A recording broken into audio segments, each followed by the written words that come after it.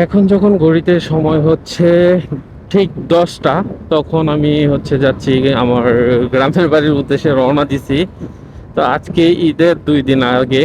তো সবার আগে জানাই ঈদ মোবারক, কারণ এই ব্লগটা হয়তো ঈদের পরে আসবে। তো অগ্রিম ঈদ মোবারক জানিয়ে তো আমার ব্লগটা শুরু করছি।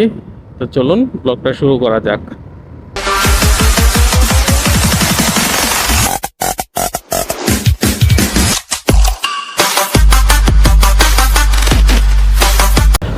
হ্যালো গাইস, আসসালামু আলাইকুম। This is Hridoy and welcome to my official YouTube channel Bongomoto vlogs. তো কেমন আছেন সবাই? আশা করি সকলেই ভালো আছেন।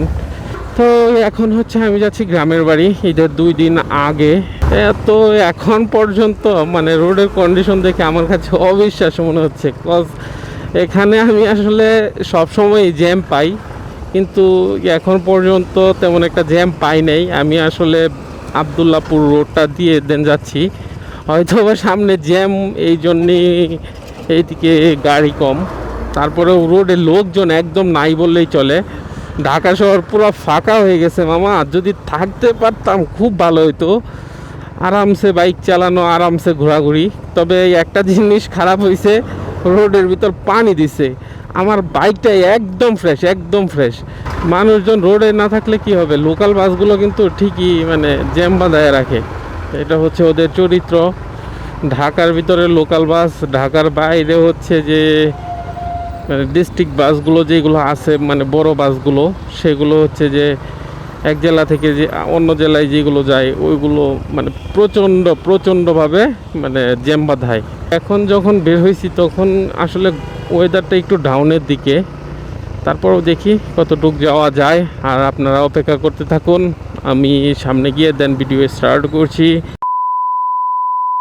আজকে অনেকের আমার কথাগুলো শুনে হয়তোবা মানে একটু বুঝতেই পারতেছেন যে আমার ঠান্ডা লাগছে, মাঝে মাঝে কাশি চলে আসতে পারে, তার জন্য আগেই সরি বলে নিচ্ছি। আর আজকে গাইস আমি মানে অনেকটাই অবাক হইতেছি মানে ঢাকার পরিস্থিতি দেখে। কজ এখানে মানে তাকায় দেখেন, সামনে সব কিন্তু লোকাল বাস। এই ছোট ছোট বাসগুলাই কিন্তু যাত্রী নিয়ে বিভিন্ন জেলায় চলে যায়, কিন্তু মানে বড় বাসগুলো এগুলো গেছে কই? মানে এরকম কোনো দৃশ্যই দেখতেছি না, যে বড় কোনো বাসই নাই। ঘটনাটা কি হয়েছে বুঝতেই পারতেছি না। তারপরেও মানে একটু সাবধানতার সাথে রাইড করতে হবে। রাস্তা ফাঁকা পাইলে যে ফোঁস করে এভাবে টাই না যাইতে হবে তা কিন্তু না। Relax relax. এই যে সামনে অ্যাক্সিডেন্ট হয়ে গেছিল, এই যে সামনে একটা অ্যাক্সিডেন্ট হয়ে গেছিল। দোষটা কার? সে উল্টা পথে যাইতেছিল, বাইকারের দোষ। ও সরি, ভুল বলছি, বাইকারের দোষ না, এটা সিএনজির দোষ। সিএনজি উল্টা পথে আসতেছে, সে উল্টা পথে আসবে কেন? বাইকার তো সে বের হয়ে রাইট ওয়েতেই যাইতেছিল। তো যাই হোক, এইসব বিষয়ে দেখলে এবং দাঁড়াইলে আমার অনেকটা সময় লেগে যাবে, এমন হতে পারে বিকাল হয়ে যেতে পারে আমার গ্রামের বাড়ি পৌঁছাইতে। তো দেখা যাক আমার কতটুকু সময় লাগে। আর ভিডিওটা বেশি বড় করব না, ভিডিওটা বেশি বড় করলে আপনারা তেমন কিছু দেখতেও পারবেন না। আর আজকে আমি পুরোটা রাস্তা কভার করার চেষ্টা করব।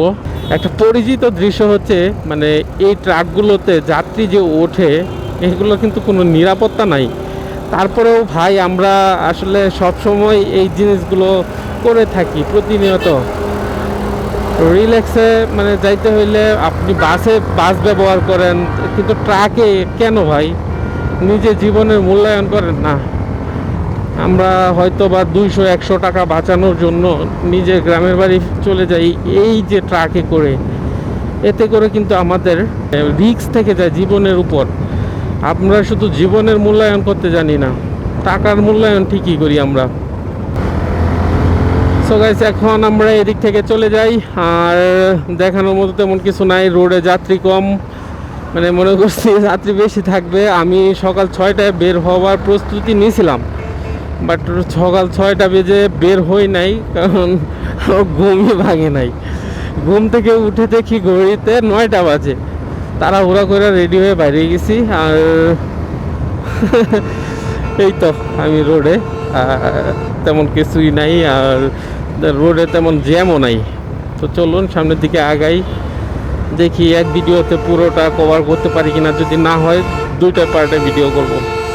So let's go baby. দেখেন সামনে পুরোটা রাস্তা ফাঁকা, এই দুইটা গাড়ি মানে ব্রেক করে যাত্রী নেওয়ার জন্য পুরো জাম বাঁধায় দিছে।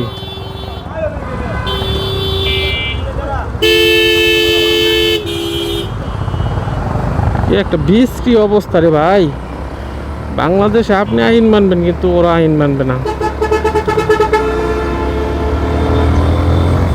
ঠিক আপনি আইন মেনে না বাইক চালাইতেছেন, তার বিপরীতে অন্য একটা বাইকারই আপনার বিপরীতে চালাবে, মানে আইন ভেঙে তারপরে চালাবে। সেক্ষেত্রে আপনি তো আইন অনুযায়ী চলতে পারবেন না। তারপরেও আইনের প্রতি শ্রদ্ধাশীল, আইনের প্রতি শ্রদ্ধা রেখে আমাদেরকে ওইভাবেই চলতে হবে। ও দেখতে কতটা সুন্দর লাগতেছে দেখছেন, মানে পুরাই একটা জোস একটা ভিউ। বাট যখন মানুষ থাকে, গাড়ি থাকে, তখন গিজ গিজ গিজ গিজ পিঁপড়ার বাচ্চার মতো মনে হয়। জীবনে পরিস্থিতি যাই হোক না কেন, নিজেকে সামলে রাখতে হবে এবং মাথা ঠান্ডা রাখতে হবে। এত তাড়াতাড়ি গাইজ আমি মানে গাজীপুর চৌরাস্তা চলে আসবো ভাবতেও পারতেছি না। মানে 25 মিনিট 10টা বাজে বের হয়েছি, আর এখন 25 বাজে, 10টা 25 মিনিটে আমি গাজীপুর চৌরাস্তা, তাও আবার ঈদের টাইমে। ও মাই গড, অবিশ্বাস্য। আসলে খুশি লাগতেছে, কারণ যেই অবস্থা রোডের থাকার কথা ওই অবস্থা কিন্তু নাই, পুরাই একদম চিল ব্রো। আমরা তো গাজীপুর চৌরাস্তা পার হয়ে যাইতেছি, যেহেতু ফ্লাইওভারের উপর দিয়ে পার হচ্ছি, তো সামনে মনে হয় জ্যাম পাবো না। আমরা সামনের দিকে আরো বেশি আগাই। তবে গাজীপুর চৌরাস্তায় এখান থেকে ওই যে পিঁপড়ার বাচ্চার মতো দেখা যাইতেছে, মানে অনেক যাত্রী।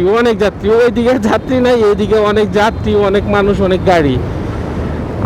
হাই বাইরে ভাই, আমি তো মনে করছি ওইদিকে কোনো লোকই নাই, যেহেতু মানে ঢাকা শহর লোক কমে গেছে, সবাই চলে গেছে। এখন তো মানে মাত্র অতিরিক্ত কি একটা অবস্থা। ওই এদিকে গাড়ি নাই আর ওইদিকে খালি গাড়ি আসতেছে। ভাই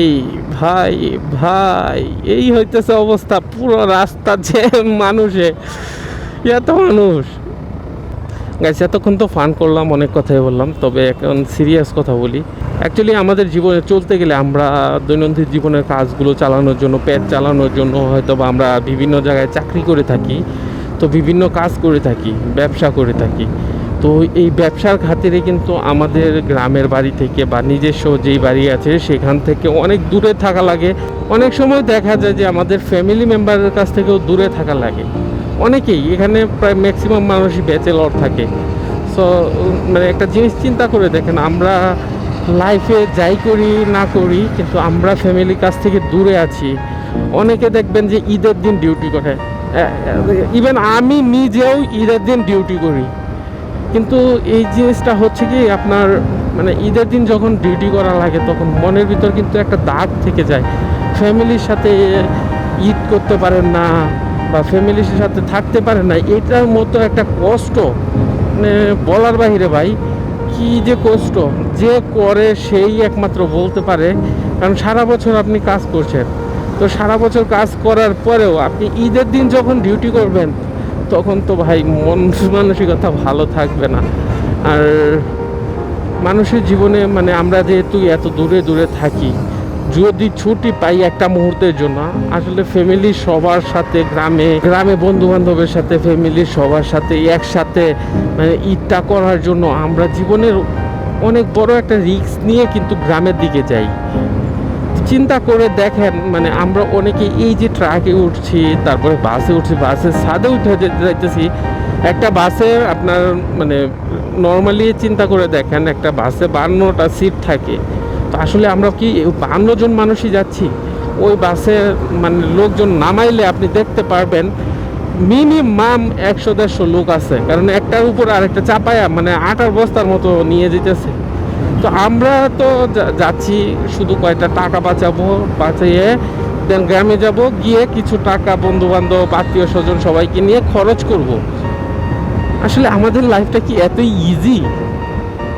আমরা কি আসলে লাইফ নিয়ে সন্তুষ্ট? হ্যাঁ, এক হিসাবে বলবো আমরা সন্তুষ্ট। আল্লাহর কাছে লাখো কোটি শুকরিয়া যে আমরা এরকমভাবে আছি, আমরা অনেক ভালো আছি।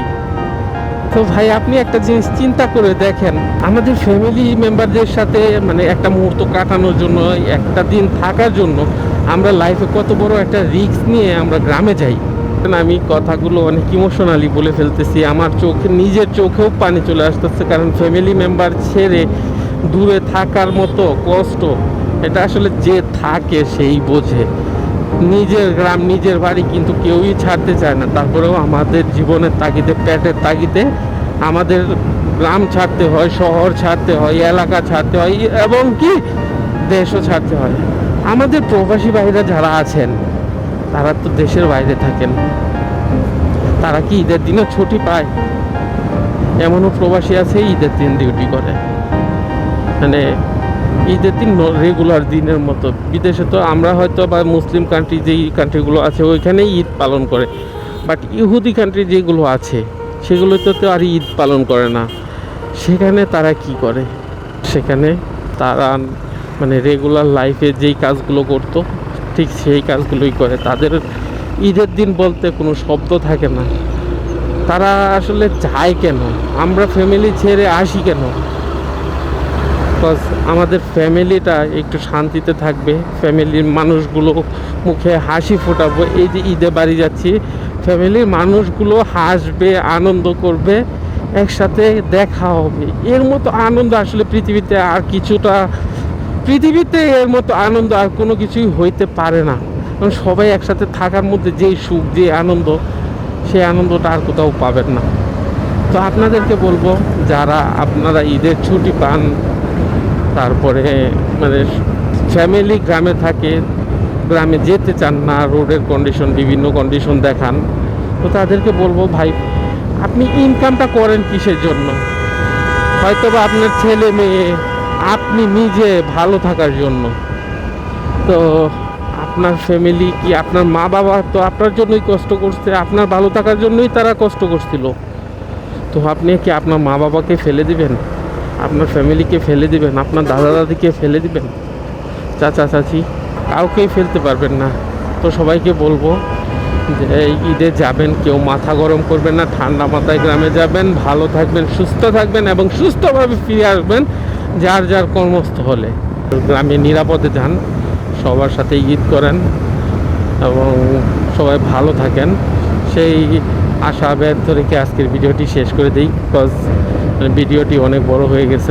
আমি অনেক বগর বগর করে ফেলছি, ইম্পর্টেন্ট অনেক কথা বলছি। এই কথাগুলো যদি আমি কেটে ফেলে দিই তাহলে হয়তো আপনারা অনেক কিছুই মিস করে ফেলবেন।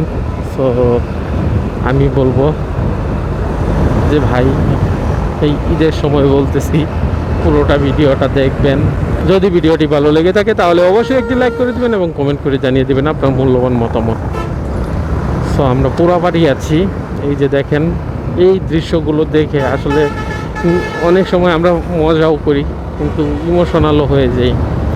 সো আজকের মতো বিদায় নিচ্ছি। যেই পর্যন্ত নতুন কোনো ভিডিও নিয়ে না আসছি, সেই পর্যন্ত আপনারা থাকবেন ভালো, আপনারা থাকবেন সুস্থ। আল্লাহ হাফেজ।